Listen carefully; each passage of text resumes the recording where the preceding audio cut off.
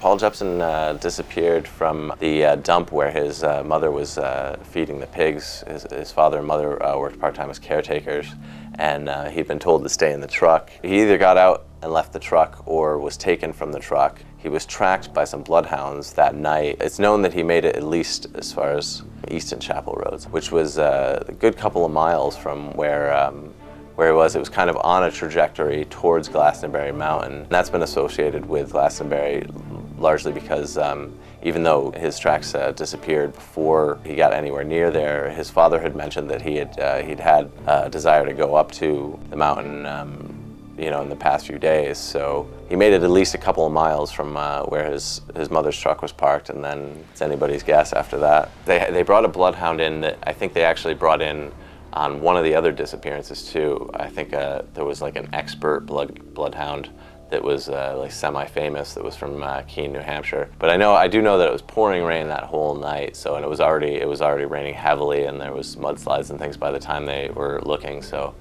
yeah, it is questionable as to whether he may have gotten farther and the bloodhound just not been able to gather the trail. The Jepson boy, I always understood, was it a pig farm or a landfill where there were pigs, and I think the case was that the pigs just ate the boy. That was a very popular theory at the time.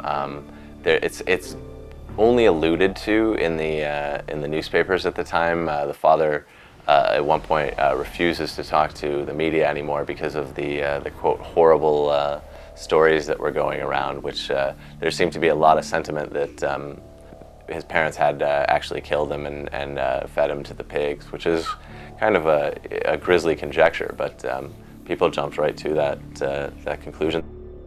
Frida Langer was the only person of the core disappearances that people talk about that the body was ever found eventually, much after the fact. She was a middle-aged woman who was on a pleasure trip with her husband and cousin. She was walking around with her cousin not far from their camp, and she slipped and fell in a brook. So she was heading back to the camp to change her clothes, and her cousin left her only about 100 yards from their camp, on a straight trajectory back in an area that she knew really well, but she never made it back. And then later, when her cousin returned to the camp, he found out she hadn't made it back, and they began searching again, a whole other massive search, and failed to find anything at all until I guess this was in the end of October, and it was only a couple of weeks after Paul Jepson disappeared. The newly formed state police were heavily involved. They had a huge amount of manpower, another massive, massive search, and covered almost every square foot of 40 square miles of land at one point or another, and failed to find anything until some hunters stumbled upon her mostly decomposed body following May. Stories about Bigfoot. There's a fellow named Bigfoot who's supposed to stalk the woods up there. And Ricky Harrington, who's now the supervisor of Glastenbury, kind of picked up on that, and he uses it in his letterhead. The official letterhead of Glastenbury shows Bigfoot. Started hearing a shrill sound, sounding like what it was a woman crying or screaming, and then laughing, and it just kind of reverberated around the horseshoe valley that we were staying in. And sometimes it came in very close to camp, and other times it would go in and be on a completely different side, much further away up in near the valley, and spent the entirety of the night going around the camp and doing the exact same thing, which we thought was a little bit odd. There are books out there about ghouls and goblins and extraterrestrial, weird things that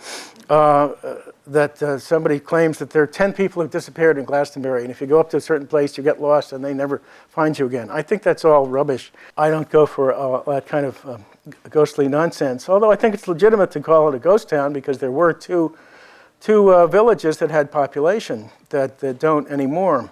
I contend that, I may be proven wrong, but I contend that there's only one documented person who's ever disappeared in Glastenbury, and that was Mitty Rivers in 1945, December 45, while he was deer hunting. People talk about Paula Weldon, who was the Bennington College student who did disappear a year later, but she was on the long trail, and she never set foot in the town of Glastenbury. She was maybe a mile away from it.